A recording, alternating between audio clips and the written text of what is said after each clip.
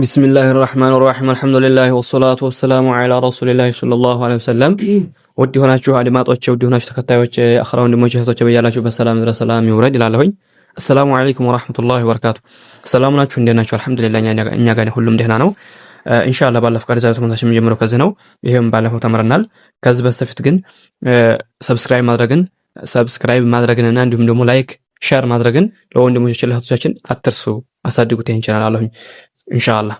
طيب قال المصنف رحمه الله تعالى አለበ በለው እነዚህ ፊደሎች የሚወፈሩ ፊደሎች ናቸው። ዛሬ የምንማራቸው ፊደሎች ኢላ ሐርፈይን ሲቀሩ ካፍ ብቻ ሲቀሩ እንጂ ሁላቸውም ፊደሎች ይወፈራሉ። የሚወፈሩ ፊደሎች ባለፈው ትምህርታችን ነግሬያቸዋለሁ። አሁን ለማስታወስ ያህል ነው።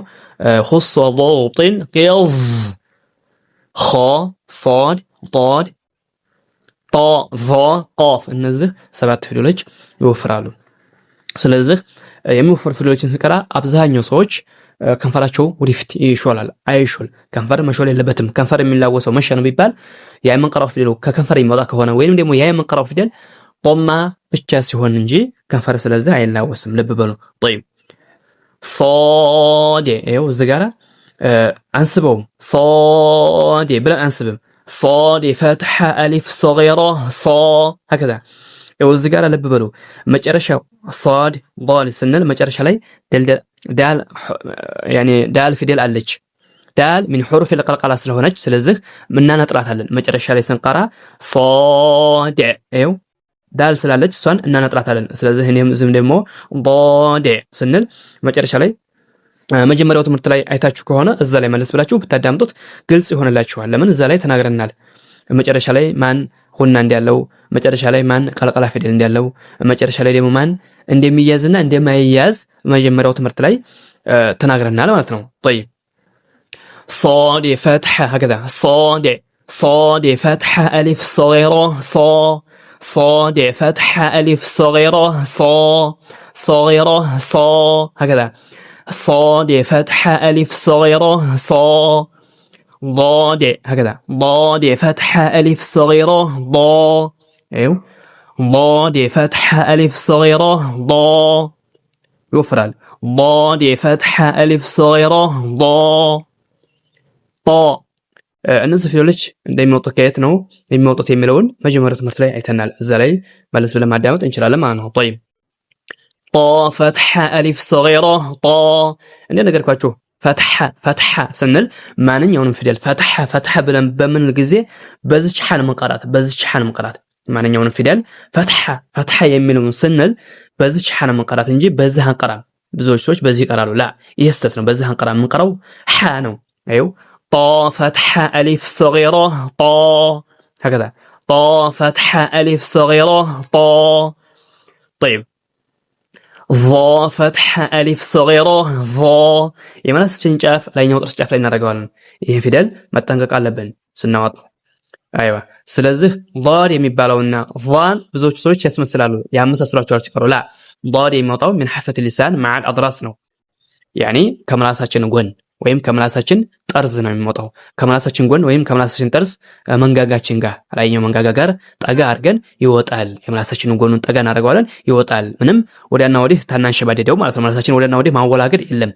መላሳችንን ጎኑን ብቻ ጠጋ ነው የምናደርገው። አብዛኛው ሰዎች ضادን ሲቀሩ መላሳቸውን ወደ ኋላ ያጥፉታል። ላ ጎኑን ብቻ ጠጋ ነው የምታደርገው። طيب እንደገናም ደግሞ መላሳቸውን ጫፍ ضادን ሲቀሩ ያወጡታል። ወደ ውጭ አይወጣም። ضاد በምንቀራ ሰዓት መላሳችን ወደ ውጭ አይወጣም። ሶስተኛው ደግሞ ጉንጭና ጉንጭን አንነፋም።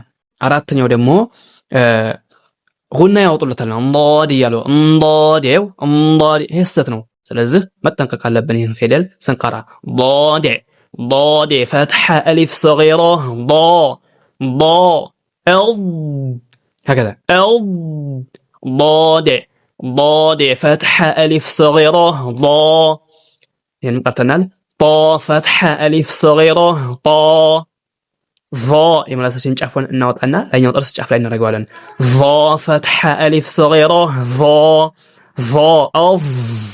ظ طيب ف فتحة ألف صغيرة ف የምትወጣው ከላይኛው ጥርስ ጫፍና ከታችኛው ጥርስ ከታችኛው ከንፈር ከውስጥ በኩል በጥን ሸፋ ከመካታችኛው ከንፈር ከመሐከሉ ከውስጥ በኩል ነው። ከላይ የሚታየው ከንፈር አይደለም። ከውስጥ ገባ ብለን ምላሳችን ጣፏን ገባ አድርገን ቀራታለን።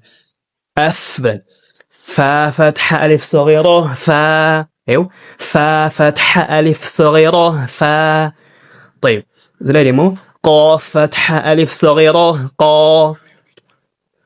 قاف فتحة ألف صغيرة قاف الموطأ تينو كما نساتشن بجرش علينا قاف فتحة ألف صغيرة حركتين متين سوالا طيب كاف فتحة ألف صغيرة كاف فتحة ألف صغيرة قاف سنل فان أيران يزن نرجعتله لازم ديمو كاف سنل فان أير يزن نرجعتله ما نيوم فدل مجرش عليه من يميزنا يميزون نقرأ شوالو زلاي قلت هنا لنا المجمرة وتمرتلاي ملس بلا ما دامت انشلا لما عنه. طيب قاف فتحة ألف صغيرة هكذا ምንም ከንፈር ታይላወስ ይወጣል ማለት ነው። طيب እንደም ደግሞ ካፍ ፋን ያዝ እናደርጋታለን። ቃፍ የሚወጣው ከምላሳችን መጨረሻ ነው ብያችኋለሁ። ካፍ ደግሞ ለጠቅ ብላ ትወጣለች። ተካፋ ተቃፍ መውጫ ጋር ትንሽ ለጠቅ ብላ ትወጣለች። ካፍ ፈትሐ አሊፍ ሰጊራ ይሄ ትምህርት ሁላ አሁን ያዝነው ይሄ ሰባተኛው ትምህርት ሁለት ሐረካ እንደሚሳብ እንዳትረሱት። ሁለት ሐረካ እንደሚሳብ እንዳትረሱት። ይሄንን ልብ ብላችሁ አዳምጡላለሁኝ። የዛሬው ትምህርታችን በተጨረሻለሁኝ። በያላችሁበት ላይ ተጠብቃችሁ እኛንም አላህ ይጠብቀናለሁኝ። አላህ ያገራላችሁ። በእኛንም ለኛም አላህ ያገራልን። እኽላስና እንዲሁም ደግሞ ሙታባአን አላህ ይወፍቀናል ለሁላችንም። አሰላሙ አለይኩም ወራህመቱላሂ ወበረካቱሁ።